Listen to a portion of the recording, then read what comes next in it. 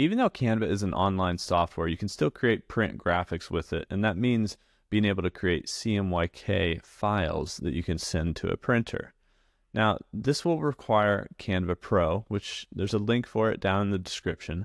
However, let me show you here. First, when you're working with colors, you can select objects, or maybe you're working with shapes or anything like that, and you're going to have document colors.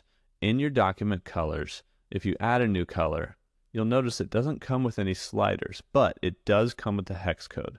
So any CMYK color you want to use, take note of the hex code and input it here to use that color in your document.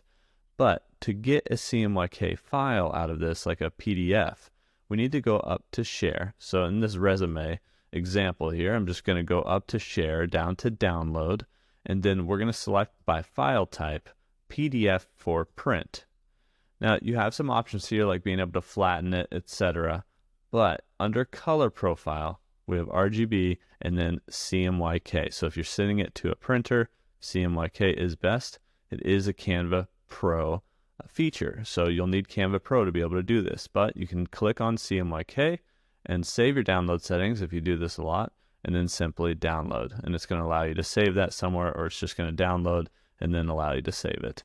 But that's how you can create CMYK designs here in Canva.